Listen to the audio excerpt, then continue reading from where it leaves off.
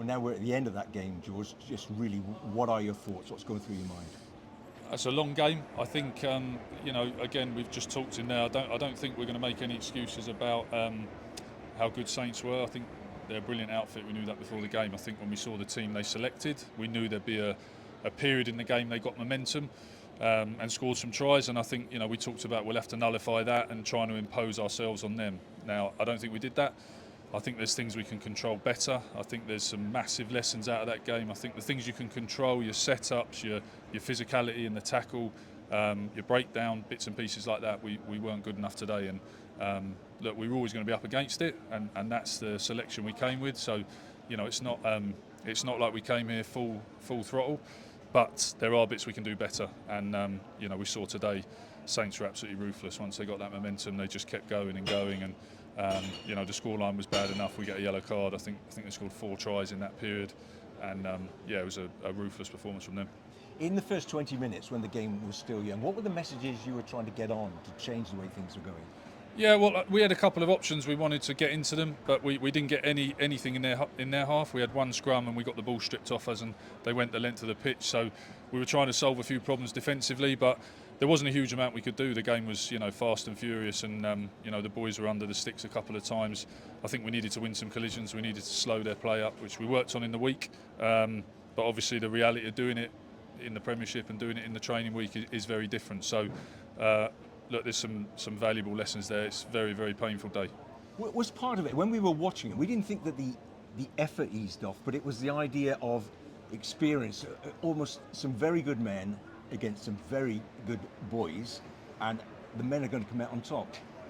The dark arts we talked about before around the contact, taking players out who are coming in to sweep out, are those the things they've got to learn and get their heads around? Yeah, look, ultimately that's the nail on the head. I think some boys, they made some good tackles and then were slow getting back into the play, and someone gets an offload and Saints are on top of you. And I think, like you say, a bit of inexperience around, you might have made that first tackle, but you've got to be up on your feet fast and supporting. And, we got caught a number of times like that. We sort of flew in on the initial play, they flicked it out the back and people got caught, a bit like their tap and go in the first half.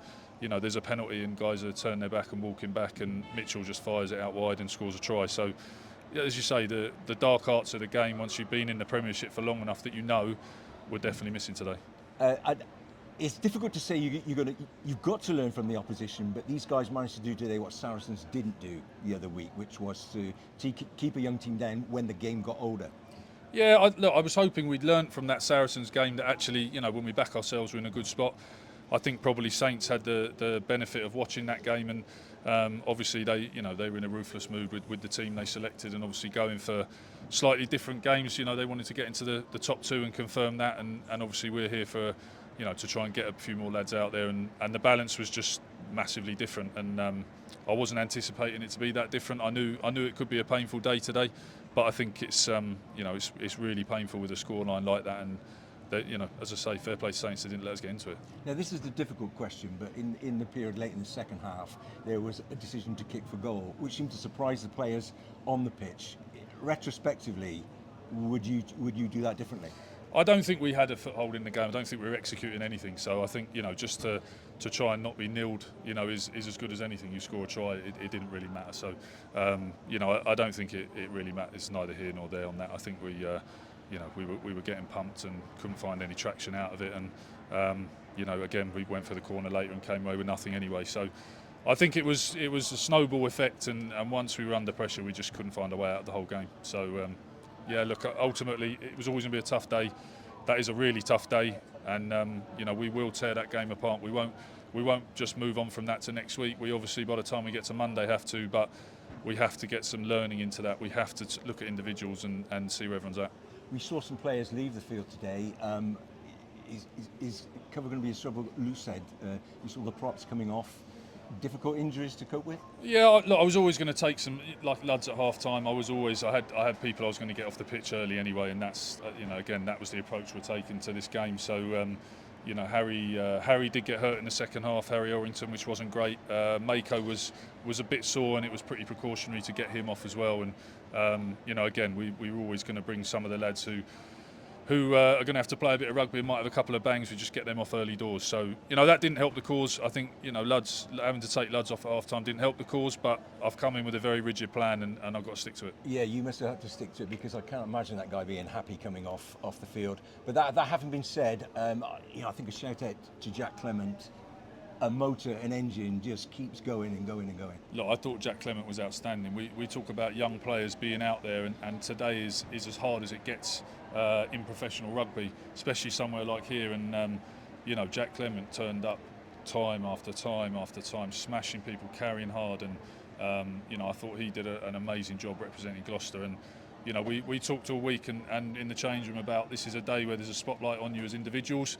Don't worry too much about the scoreline was the message.